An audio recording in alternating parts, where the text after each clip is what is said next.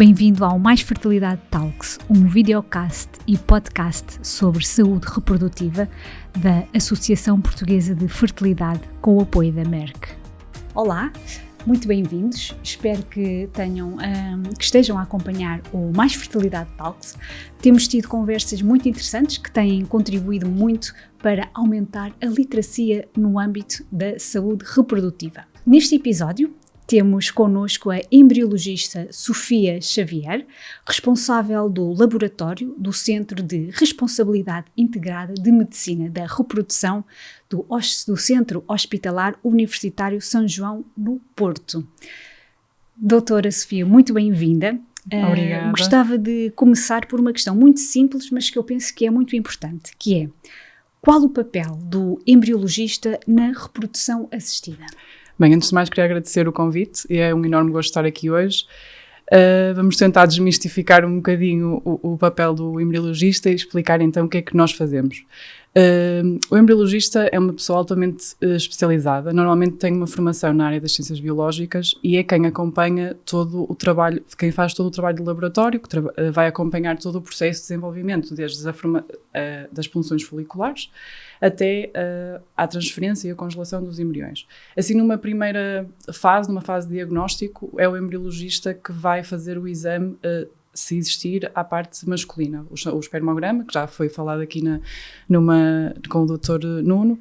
Nós vamos avaliar então a qualidade espermática do paciente e depois, já numa fase de tratamento, somos nós que vamos pesquisar os ovócitos nas punções foliculares, depois procedemos à inseminação, acompanhamos todo o desenvolvimento embrionário dos embriões resultantes da inseminação e também fazemos depois a transferência, a congelação, ou seja, todo o mistério do laboratório somos nós que o fazemos. Digamos que vocês, e até o nosso tema do podcast e videocast, é o que acontece, não é, depois no laboratório. Portanto, vocês têm aqui uma responsabilidade muito grande daquilo que acontece em laboratório. E daquilo que me estava a explicar, acabam por estar aqui também numa fase, ou eu diria na fase mais importante na jornada da infertilidade, não é? Que é identificar, digamos que, os melhores a nível de gametas, não é? Dos óvulos ou dos espermatozoides, fazer a junção ou não, depois depende também da técnica, não é? Que vai ser aplicada ao casal, mas acabam por ter aqui uma missão muito importante. Ao longo desta jornada, ou deste percurso, não é, de infertilidade, os embriologistas têm algum contacto com o casal? Isso depende muito da dinâmica de cada centro, de cada clínica. Há centros que temos muito contacto com os pacientes, há outros centros que o contacto é mais feito pela equipa médica ou pela equipa de enfermagem. Eu posso dizer que no nosso caso, por exemplo, todas as questões que são questões de laboratório, que os nossos pacientes têm dúvidas, somos nós que as esclarecemos e somos nós que vamos também, durante o ciclo, durante o tratamento, dizendo como é que está a correr, como é que foi a fecundação, como é que estão a evoluir os embriões, e somos nós que fazemos esse contacto com o paciente. Mas é variável, dependendo de cada... Depende, então, sim, digamos, sim. Posso mesmo dizer da política, do funcionamento de cada centro, e deste centro podemos estar até a falar, se calhar, de centros públicos e privados. Não diria tanto, não fazia tanto essa distinção de centros públicos ou privados, tem mesmo a ver com a política, independentemente de ser público ou privado, da política do centro em si. Há abordagens, depende da abordagem que nós achamos que é melhor e mais eficiente. Depende dessa questão. Então, mas, por exemplo, quando o casal vai à consulta, vocês não estão nessa consulta, não é? Não, como é que é um bocadinho o vosso dia-a-dia? Ora bem, quando o casal vai à consulta, quem faz esse primeiro estudo é a equipa médica. É importante, ao bocado estava a dizer que nós fazemos, se calhar, a parte mais importante. O tratamento dos nossos pacientes envolve uma equipa multidisciplinar. Obrigada por dizer isso, porque já falamos também disso e da importância que é da equipa multidisciplinar. Ou seja, não é que nós tenhamos um papel mais fundamental no processo ou não, porque é importante que toda a gente trabalhe para o sucesso do tratamento. Porque quando nós falamos de sucesso, não queremos só um embrião bom. O que queremos é que o casal ou os nossos pacientes tenham a desejada gravidez e que chegue a termo, e isso é que é o sucesso do tratamento. Por isso é importante dizer que nós não fazemos a parte mais fundamental, mas que trabalhamos numa parte realmente que é crucial. O trabalho do embriologista no dia-a-dia é um bocadinho difícil resumir e responder essa pergunta. Eu acredito que sejam muitas tarefas, não é? E também depende muito do que é que cada centro faz, dos protocolos que tem, do volume de trabalho que tem. Todo o nosso trabalho no laboratório está muito regido por timings, e esses timings não podem ser contornados. Mas assim de uma forma muito resumida, nós quando iniciamos um dia de trabalho temos sempre que verificar se as condições do laboratório são as ideais, porque é crucial ter umas condições controladas do laboratório. Depois podemos ver a agenda que temos nesse dia, preparamos o laboratório. Essas condições controladas que a doutora Sofia diz é a nível de temperaturas, de Exatamente. ver como é que, digamos que os embriões, vocês têm depois umas máquinas, não é? Sim, são nossas incubadoras, temos muitos equipamentos no laboratório. Mas é exatamente isso. Esse até é um trabalho que é menos visível dos embriologistas e até é menos falado, mas é fundamental e nós temos muito trabalho com isso. Nós temos que garantir que tudo que nós temos no laboratório está controlado e nas condições perfeitas, digamos assim, para os embriões e os ovócitos estarem nas condições ideais. Portanto, nós temos diversos equipamentos, como estava a dizer, as incubadoras, os frigoríficos, as câmaras de fluxo laminar, uma imensidade de equipamentos, e é preciso ver se isto tudo está nas condições que nós achamos ideais para que as coisas corram bem. Exatamente. Posto isto e preparando o laboratório para os processos do dia, fazemos punções foliculares. Normalmente os doentes não sabem e nós estamos lá escondidos assim no laboratório, mas no momento da punção folicular o laboratório tem uma parte muito importante. Portanto, no momento da punção folicular é retirado o líquido folicular e nós estamos no laboratório à procura dos ovócitos para depois fazermos então o tratamento. Depois então, encontramos... nesse momento acompanham a equipa Sim. médica, porque a punção é feita pelo médico, exatamente. Depois também tem a equipa de enfermagem a ajudar. O médico, portanto, retira o líquido folicular, passa-nos o líquido folicular e é nesse líquido folicular que nós vamos então procurar os ovócitos. Havendo ovócitos, são guardados nas incubadoras que eu estava a falar antes e depois procede-se à inseminação dos ovócitos, dependendo da técnica, uma fertilização in vitro ou uma injeção intracitoplasmática de espermatozoide, a chamada ICSI, que é mais fácil de dizer. Portanto, depois temos o momento da inseminação. Também um dia do laboratório não temos só um paciente e é, portanto, também perceber que se há uma punção, depois há a inseminação e depois dessa inseminação resultam embriões, estes embriões vão ser avaliados e acompanhados mais ou menos durante 6 a 7 dias. Portanto, o trabalho do embriologista é contínuo e vamos tendo diferentes fases do tratamento, embriões de dia 1, de dia 2, é o que nós lhes costumamos chamar, intercalados com outros tratamentos. E já que fala de embriões, também tenho aqui uma questão que é, quais as etapas ou fases para termos um embrião, digamos que de sucesso? Quando diz de sucesso é que implanta e depois... Exatamente. É uma pergunta um bocadinho difícil de responder, porque não há uma fórmula mágica, quem nos dera, que isso acontecesse para ter o embrião de sucesso. Era o que eu dizia antes, eu acho que para termos um embrião de sucesso envolve todo o trabalho de uma equipa, desde do início da recolha de informação do casal, pela parte da equipa médica, depois todo o procedimento e acompanhamento pela parte também da equipa de enfermagem. Obviamente, na parte do laboratório, o que é que nós podemos fazer para ter esse sucesso? Garantir que todas as condições que nós temos são as melhores que podemos ter, as mais atualizadas a nível de evolução científica. Ok, e a nível de tecnológica, também podemos falar aqui a nível de tecnologia e de inovação nestes casos? Sim, eu acho que a evolução na área da procriação medicamente assistida tem andado muito de mão dada com a evolução tecnológica. É preciso também ser criterioso e sensato, porque temos tanta informação e tanta evolução que também temos que saber filtrar um bocadinho o que é que efetivamente... Triagem, não é? Exatamente. E, efetivamente faz sentido ou não utilizarmos no nosso laboratório. Até porque às vezes é engraçado e como nós ouvimos, determinada técnica resulta muito bem no meu laboratório, em conversas com colegas. E nós às vezes até tentamos aplicar no nosso laboratório e não funciona na mesma forma. Mas sim, eu diria que a tecnologia é importante acompanharmos esta evolução da tecnologia e tentarmos implementar essas evoluções no nosso laboratório, sem dúvida. No laboratório. Há pouco dizia-me que os embriologistas acabam por acompanhar a questão da punção, apesar de não ser feita por um embriologista, na etapa de implantação do embrião no útero. O embriologista também está lá escondidinho? Estamos. Portanto, a implantação no útero, digamos que é o culminar do tratamento. Quando tudo bem, temos então a transferência embrionária e o embriãozinho vem das nossas incubadoras. Nós avaliamos diariamente, então, a evolução do embrião, vemos se as características morfológicas estão todas de acordo com aquilo que está descrito e que deve ser, e no momento da transferência, portanto, a paciente está com o médico na sala da transferência e nós estamos no laboratório, nós chamamos o carregar o embrião num catéter, para depois fazer então a transferência para o útero da paciente. Acredito que seja assim um momento para vocês ao mesmo tempo de grande nervosismo, não é? Porque é um momento importante para a vida do casal e claro que vocês também acredito que o sintam porque é o vosso trabalho diário. Ainda voltando aqui um bocadinho à seleção dos melhores, digamos assim, quais são os critérios para nós selecionarmos um bom espermatozoide e um bom óvulo? Os critérios ainda se baseiam muito em características morfológicas, em ambos os gametas. Na questão do ovócito, temos que pensar que os gametas femininos são finitos e em menor quantidade que os gametas masculinos, por isso temos que ter uma seleção mais sensata. E quando falamos em selecionar, significa que estamos a escolher uns e a descartar outros. Na parte feminina, nos gametas femininos, nós temos que ter um bocadinho mais sermos mais sensatos com isso. Tem de ter um critério, digamos que mais elevado nesta seleção dos óvulos?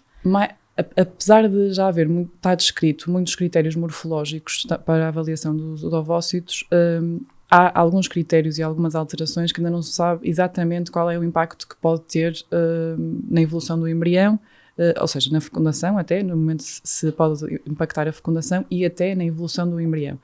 Por isso, nós anotamos essas alterações, mas não descartamos com tanta, não é facilidade, mas sim, com tanta facilidade como os espermatozoides. No caso dos espermatozoides, normalmente, eles são produzidos na ordem dos milhões, não havendo algum fator masculino associado. O que acontece normalmente nesses casos é que fazendo a colheita espermática, depois no laboratório nós fazemos um processamento da amostra seminal, este processamento vai, digamos, filtrar os espermatozoides e vai-nos dar os espermatozoides com maior motilidade, que é um parâmetro que nós avaliamos muitas vezes e que nos dá a garantia que o espermatozoide está viável, digamos assim. Portanto, essa seleção, depois em ICSI já temos os espermatozoides mais viáveis e fazemos a seleção morfológica segundo os parâmetros morfológicos que um espermatozoide deve ter. Doutor, e agora estava aqui a pensar, um óvulo de uma mulher com 20 anos, 23, 25, não tem nada a ver de uma mulher de 35, 36? Nós vemos a aparência do ovócito. Aparentemente, pode ser parecido e pode não ser parecido. É muito variável. Sabemos que depois a taxa de fecundação e até o próprio desenvolvimento embrionário pode impactar, obviamente a idade tem um grande impacto nesses dois fatores também. Agora, a nível de morfologia, que era o que estávamos a falar antes, às vezes conseguimos ver efetivamente a diferença de idades, outras vezes não é assim tão visível. Sim. Nós, para termos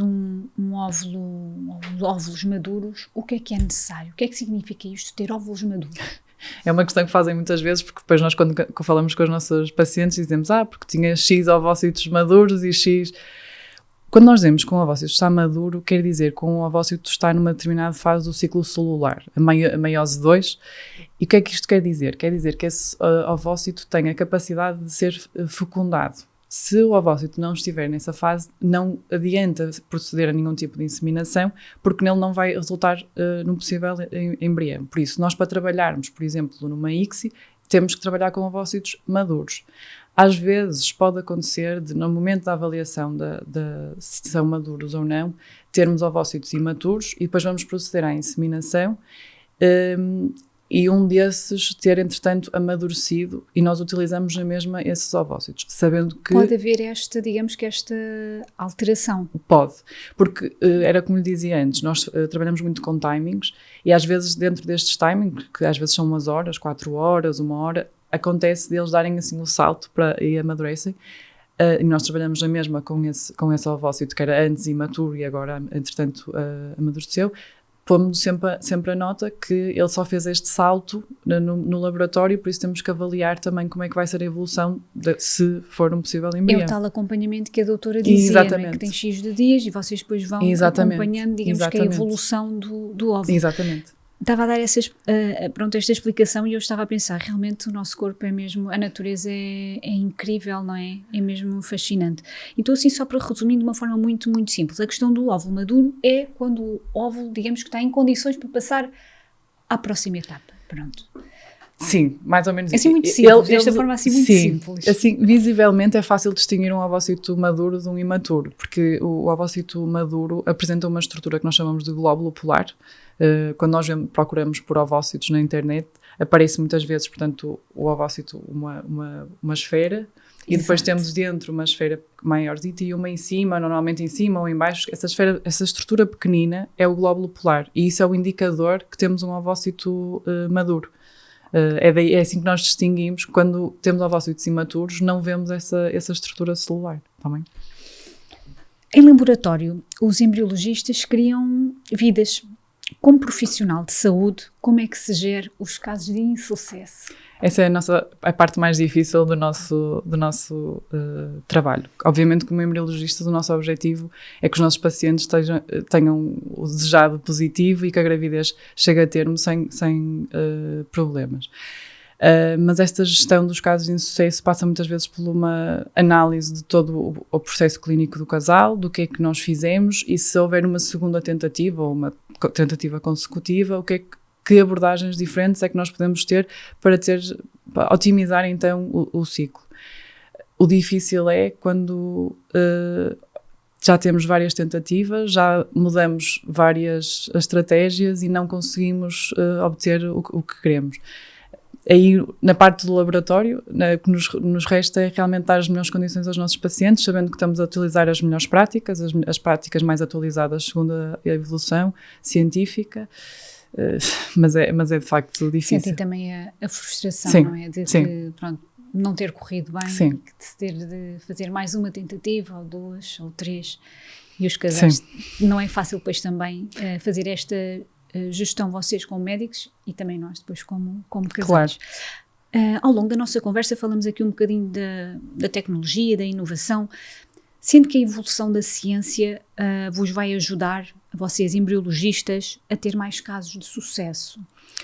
Sim. Ou seja, se vem ajudar aqui um bocadinho, se calhar numa...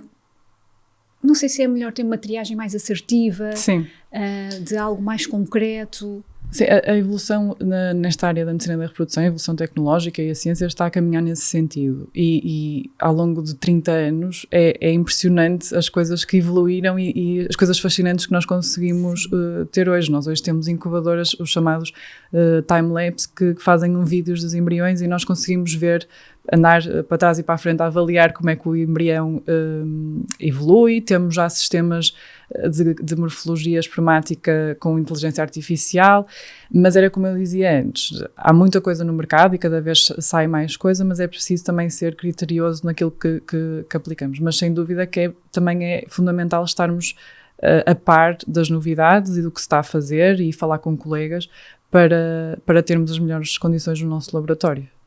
Recentemente, o vosso centro hospitalar universitário de São João abraçou aqui um novo projeto, que é o Centro de Responsabilidade Integrada de Medicina da Reprodução. Isto vai ter impacto na saúde reprodutiva dos nossos cidadãos?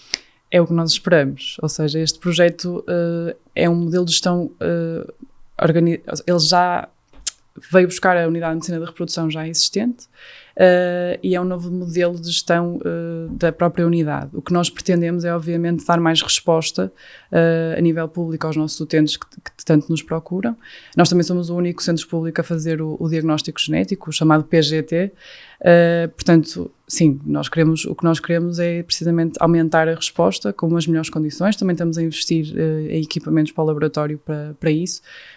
Por isso, eu espero que impacte positivamente, obviamente, toda a população portuguesa nesta área. Eu acho que isto foi uma excelente notícia, este projeto realmente que vocês abraçaram recentemente.